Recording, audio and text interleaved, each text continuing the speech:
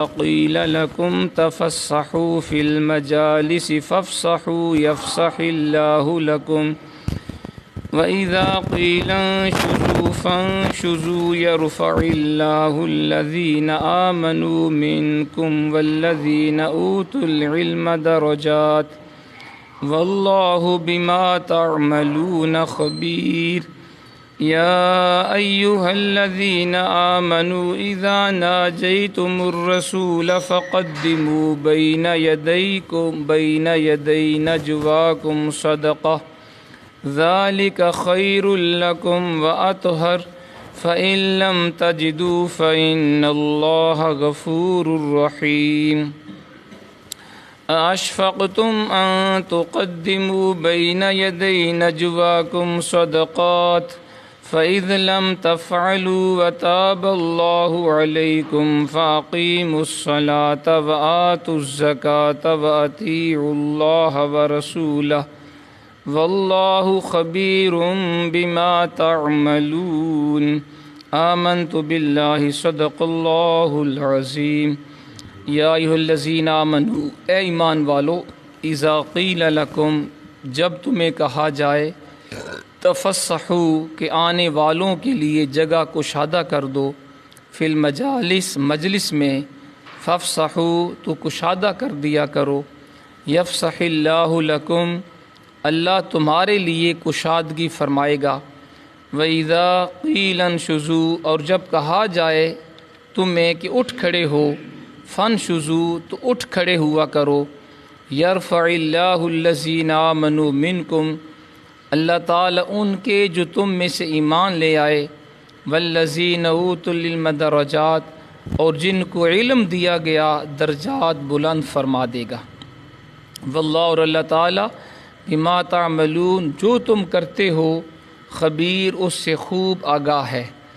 یا ایھا الذین آمنوا اے ایمان والو اذا ناجیتم الرسول جب تنہائی میں بات کرنا چاہو رسول مکرم سے فقدموا بین یدی نجواکم صدقہ تو سرگوشی سے پہلے صدقہ دیا کرو ذالک خیر لکم واطہر یہ بات تمہارے لیے بہتر ہے اور دلوں کو پاک کرنے والی ہے فَإِن لَمْ تَجِدُوا اور اگر تم اس کی سکت نہ پاؤ فَإِنَّ اللَّهَ غفور الرحیم تو بے شک اللہ تعالیٰ غفور الرحیم ہے اشفقتم ان تقدموا بین یدی نجواکم صدقات کیا تم اس حکم سے ڈر گئے کہ تمہیں سرگوشی سے پہلے صدقہ دینا چاہیے فَإِذْ لَمْ تَفْعَلُوا پس جب تم ایسا نہیں کر سکے وَتَابَ اللَّهُ عَلَيْكُمْ تو اللہ نے تم پر نظر کرم فرمائی فَأَقِيمُوا الصَّلَاةَ پس اب تم نماز صحیح ادا کیا کرو وَآتُوا الزَّكَاةَ اور زکوٰۃ دیا کرو وَأَطِیعُوا اللَّهَ وَرَسُولَهُ اور تابع داری کیا کرو اللہ اور اس کے رسول کی واللہ اور اللہ تعالیٰ خبیر خوب جانتا ہے بما تعملون جو تم کرتے رہتے ہو۔ حضرات محترم بھی آپ قرآن مجید فرقان حمید میں سے 28واں پارہ سورۃ المجادلہ کی آیت نمبر 11 تا 13 کی تلاوت اور ترجمہ سماعت فرما رہے تھے۔ گزشتہ درس میں ہم نے پڑھا اللہ کریم نے فرمایا کیا تم نے نہیں دیکھا ان لوگوں کی طرف جنہیں اسلام کے خلاف سرگوشیوں سے روکا گیا پھر دوبارہ وہی کرتے ہیں جس سے انہیں روکا گیا اور سرگوشیاں کرتے ہیں گناہ ظلم اور رسول کی نافرمانی کے بارے میں اور جب آپ کی خدمت میں آتے ہیں تو آپ کو اس طرح سلام دیتے ہیں جیسے اللہ نے آپ کو سلام نہیں دیا اور وہ کہا کرتے ہیں آپس میں کہ اگر یہ سچے رسول ہیں تو اللہ تعالی ہماری ان باتوں پر ہمیں عذاب کیوں نہیں دیتا کافی ہے انہیں جہنم اس میں داخل ہوں گے اور وہ بہت برا ٹھکانہ ہے اے ایمان والو جب تم خفیہ مشورہ کرو تو مت خفیہ مشورہ کرو گناہ زیادتی اور رسول کریم کی نافرمانی کے متعلق بلکہ نیکی اور تقوی کے بارے میں مشورہ کیا کرو اور ڈرتے رہو اللہ سے جس کی بارگاہ میں تمہیں جمع کیا جائے گا۔ کفار کی سرگوشیاں تو شیطان کی طرف سے ہیں تاکہ وہ غم زدہ کر دے ایمان والوں کو، حالانکہ وہ انہیں کچھ بھی ضرر نہیں پہنچا سکتا اللہ کے حکم کے بغیر، اور اللہ پر ہی توکل کرنا چاہیے اہل ایمان کو۔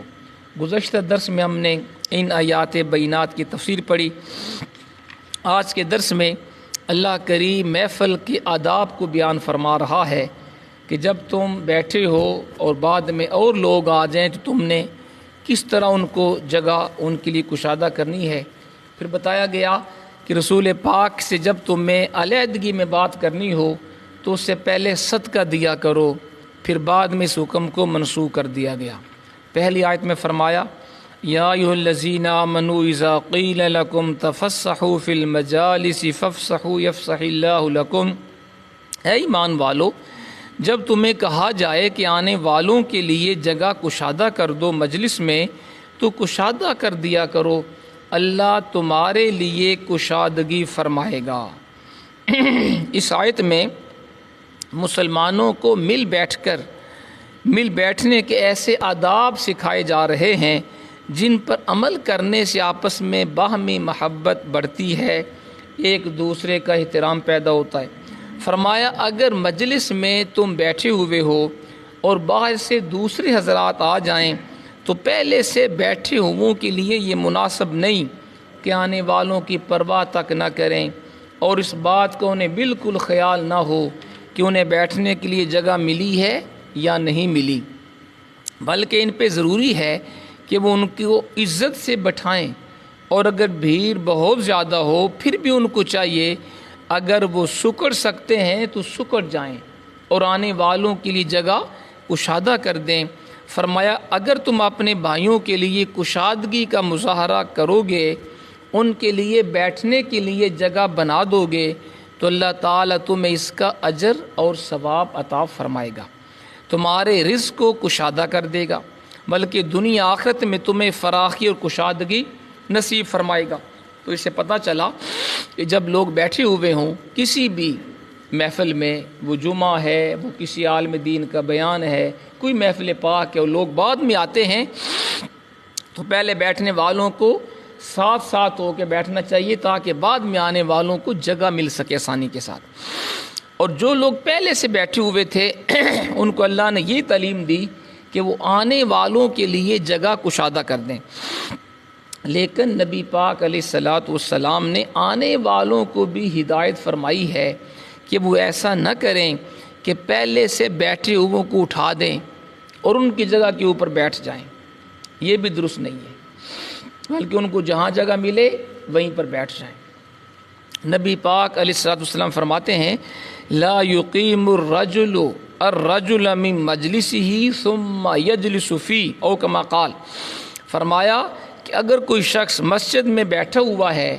تو کسی کو اجازت نہیں کہ وہ بعد میں آئے اور اسے اٹھا کے خود اس جگہ پہ بیٹھ جائے۔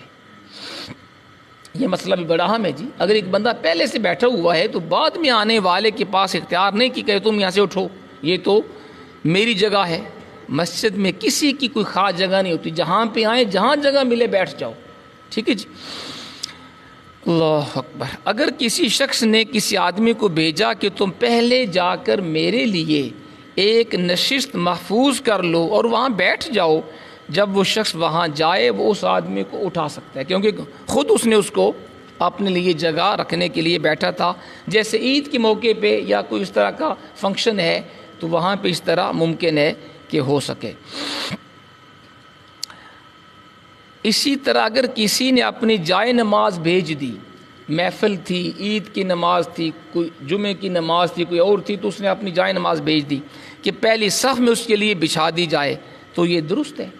جس وقت بھی وہ آئے جائے وہ نماز پر جائے نماز پر بیٹھ سکتا ہے، جس طرح عام طور پہ بزرگوں کے لیے اگلی صف میں جائے نماز بھیج دی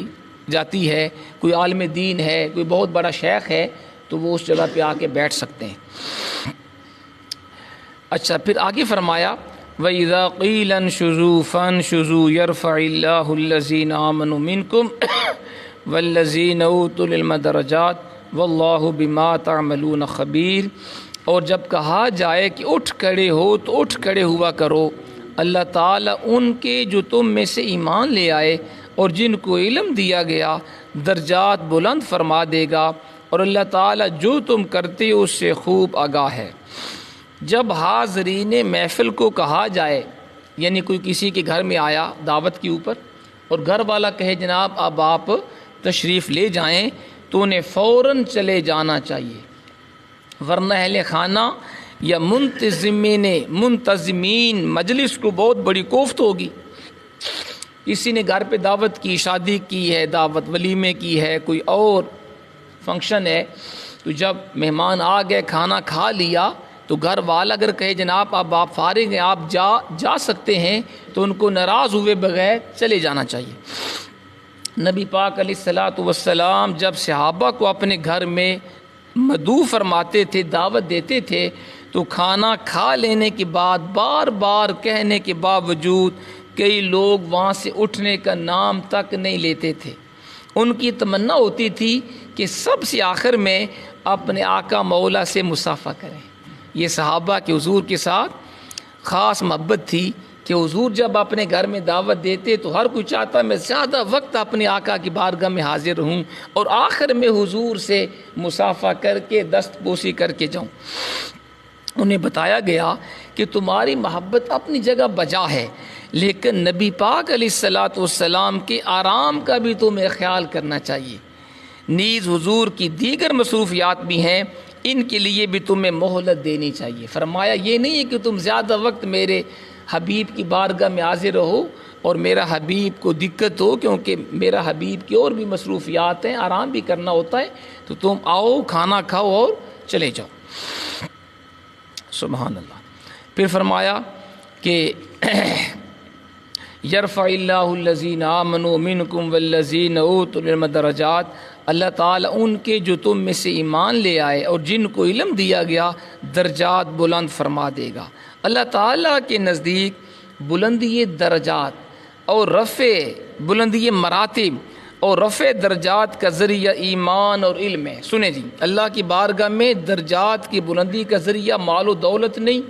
اعلیٰ منصب نہیں، کوئی ذات پات رنگ و نسل وطن نہیں ہے۔ اللہ کی بارگاہ میں بلندی درجات کا ذریعہ دو چیزیں ہیں، ایک ایمان ہے اور دوسرا علم ہے۔ ایک ایماندار شخص غریب ہی کیوں نہ ہو، مفلس کیوں نہ ہو، وہ کافر رئیسوں سے اللہ کی بارگاہ میں زیادہ پسندیدہ ہے۔ مسلمان شخص غریب کیوں نہ ہو، وہ کافر غیر مسلم سے اللہ کی بارگاہ میں کافر سردار سے بھی زیادہ بلند و بالا ہے۔ علامہ اقبال رحمہ اللہ کا یہ بڑا پیارا شعر ہے، آپ فرماتے ہیں قطرۂ آب وضوء کمبرے خوب تر از خون ناب کیسرے۔ فیلسوف اسلام فرماتے ہیں یعنی قمبر جو حضرت علی المرتضیٰ شیر خدا کرم الوجہ کریم کا غلام تھا، اس کے وضو کے پانی کا قطرہ کیسر روم کی خون سے زیادہ عزت والا ہے۔ قمبر حضرت علی المرتضیٰ شیر خدا کا غلام ہے لیکن تھا مسلمان، تو علامہ اقبال نے فرمایا قمبر کے وضو کا قطرہ کیسر روم جو اس وقت سپر پاور تھا روم، اس کا بادشاہ کیسر، اس کی خون سے بھی زیادہ اللہ کی بارگاہ میں عزت والا ہے، کیونکہ قمبر مسلمان تھا اور کیسر روم غیر مسلم تھا۔ اسی طرح صاحب علم جاہل سے اعلیٰ ہے،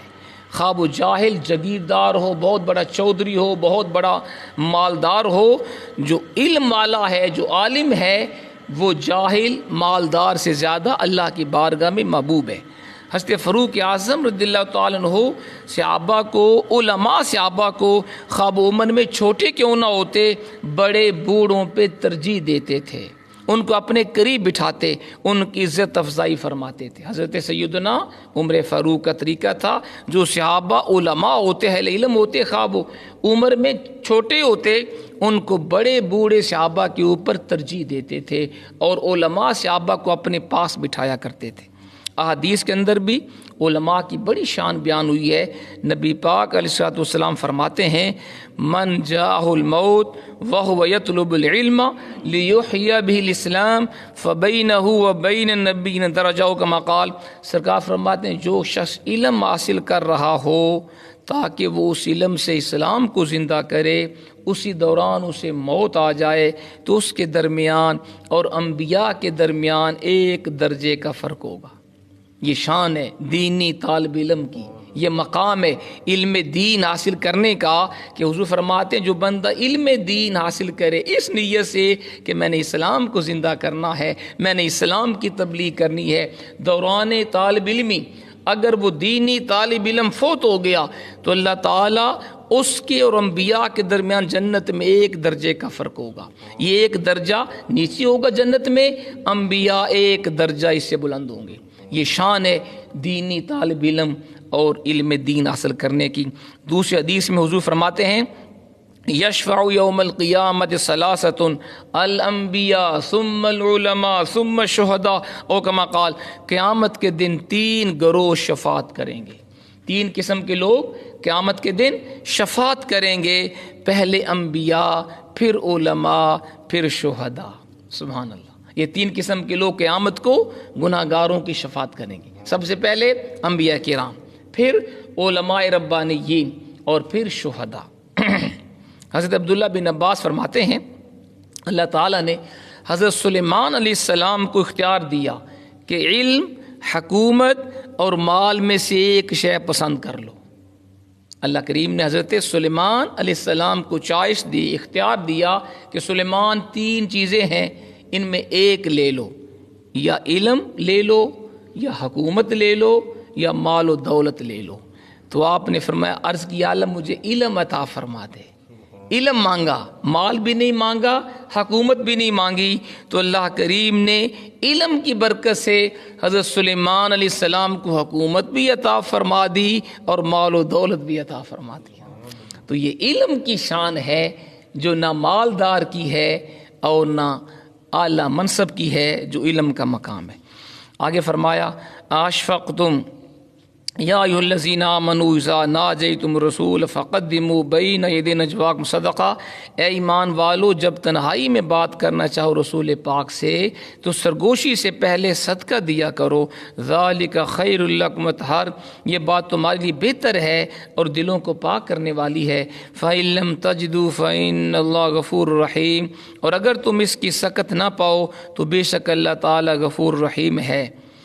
اشفقتم ان تقدموا بین یدی نجواکم صدقات، کیا تم اس حکم سے ڈر گئے کہ تمہیں سرگوشی سے پہلے صدقہ دینا چاہیے، فإذ لم تفعلوا وتاب اللہ علیکم فاقیموا الصلاۃ وآتوا الزکاۃ وأطیعوا اللہ ورسولہ واللہ خبیر بما تعملون، پس جب تم ایسا نہیں کر سکے تو اللہ تعالیٰ نے تم پہ نظر کرم فرمائی، پس اب تم صحیح سے نماز ادا کیا کرو، زکوٰۃ دیا کرو، اللہ رسول کا حکم مانا کرو، اللہ تعالیٰ خوب جانتا ہے جو تم کرتے رہتے ہو۔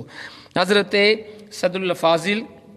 مولانا سید نعیم الدین مراد بدر رحمۃ اللہ، جو قبلہ پیر صاحب حضور ضیاء الامت پیر محمد کرم شاہ صاحب رحمہ اللہ کے یہ استاد ہیں، آپ نے اس آیت کا شان نزول بیان کرتے ہوئے فرمایا ہے کہ نبی پاک علیہ الصلاۃ والسلام کی بارگاہ میں جب اغنیاء نے، مالدار لوگوں نے عرض و معروض کا سلسلہ دراز کر دیا اور نوبت یہاں تک پہنچ گئی کہ فقراء کو اپنی عرض پیش کرنے کا موقع کم ملنے لگا، تو اللہ کریم نے مالداروں کو حکم دیا کہ میرے حبیب کی بارگاہ میں گفتگو کرنے سے پہلے صدقہ دیا کرو۔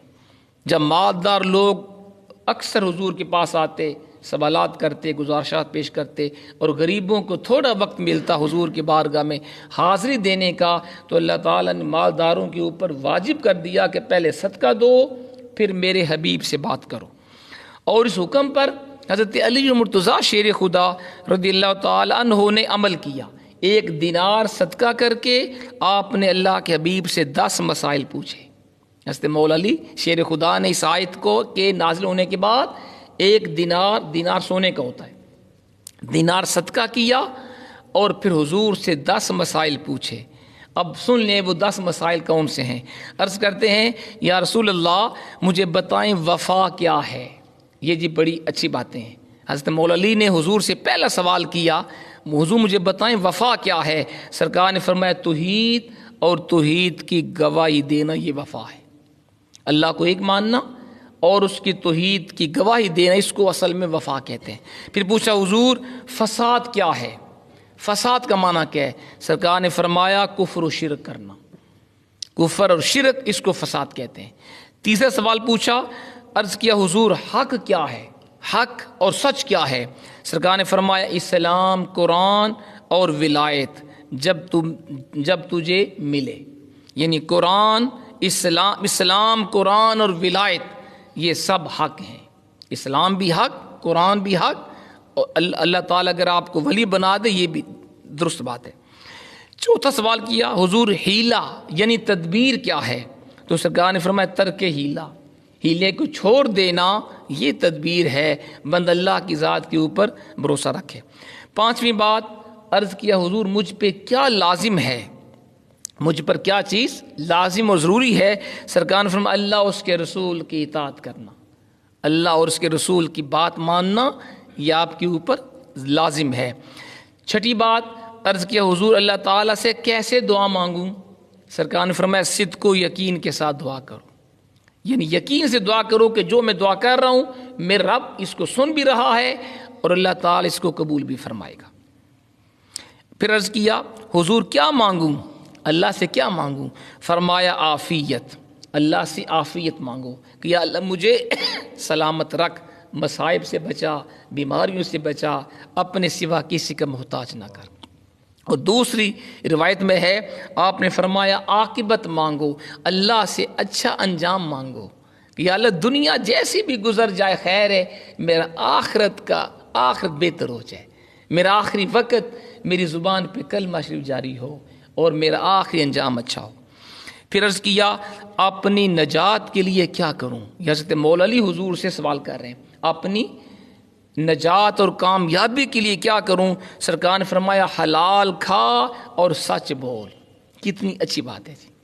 اگر کامیابی چاہتے ہو دنیا آخرت میں تو رزق حلال کھایا کرو اور سچ بولا کرو، اس سے اللہ تمہیں کامیابی عطا فرمائے گا۔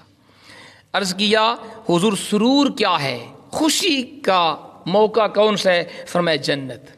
جو بندہ جنت میں چلا گیا وہ خوش و خرم رہے گا۔ اور 10ویں بات پوچھی، عرض کیا راحت کیا ہے، سکون کیا ہے؟ فرمایا اللہ کا دیدار، اللہ کی زیارت یہ سب سے بڑا سکون کی بات ہے۔ اور یہ قرآن بھی کہتا ہے کہ وجوہ یومئذ ناظرہ الی ربہا ناظرہ، کئی چہرے قیامت کے دن وہ خوش و خرم ہوں گے اور اپنے رب کا دیدار کر رہے ہوں گے۔ تو جنت میں اللہ کا دیدار ہوگا جو اللہ کے نیک بندے ہیں۔ یہ وہ 10 باتیں حضرت مولا علی شیر خدا جب ان سوالوں سے فارغ ہوئے تو یہ حکم منسوخ ہو گیا اور رخصت نازل ہوئی، اور سوائے حضرت علی کے اور کسی کو اس آیت پہ عمل کرنے کا موقع نہیں ملا۔ یعنی یہ بھی آپ کی خصوصیت ہے جو اللہ تعالیٰ نے واجب کیا تھا کہ میرے حبیب سے سوال کرنے سے پہلے صدقہ دو، اس آیت کے اوپر صرف مولا علی شیر خدا نے عمل کیا ہے۔ اس کے بعد یہ آیت منسوخ ہو گئی کیونکہ ہر بندے کے پاس پیسہ نہیں ہوتا، اس وقت تو پیسہ تھا بھی تھوڑا، تو ہر کسی کے پاس یہ ممکن نہیں تھا کہ وہ اتنا مالدار ہو کہ جب بھی حضور سے کوئی بات پوچھے تو پہلے وہ صدقہ کرے، تو اس میں لوگوں کے لیے دقت تھی، تو بعد میں حکم منسوخ ہو گیا۔ لیکن اس آیت کے اوپر صرف حضرت مولا علی شیر خدا نے عمل کیا ہے اور کسی کو عمل کا موقع نہیں ملا۔ اللہ تعالیٰ عمل کی توفیق عطا فرمائے۔ الحمدللہ رب العالمین والعاقبۃ للمتقین والصلاۃ والسلام علی سید الانبیاء والمرسلین۔ ربنا آتنا فی الدنیا حسنۃ وفی الآخرۃ حسنۃ وقنا عذاب النار۔ یا رب العالمین ہم سب کے گناہوں کو معاف فرما، تمام بیماروں کو شفاء کامل عطا فرما۔ جو تیرے بندے درس قرآن میں حاضر ہیں سب کے اوپر کرم فرما، دین و دنیا کی بھلائیاں عطا فرما، ہمیں قرآن کا نور عطا فرما، قرآن پاک کو صحیح پڑھنے سمجھنے اس پہ عمل کی توفیق عطا فرما۔ صلی اللہ علی حبیبہ خیر خلقہ محمد وآلہ وصحبہ اجمعین برحمتک یا ارحم الراحمین۔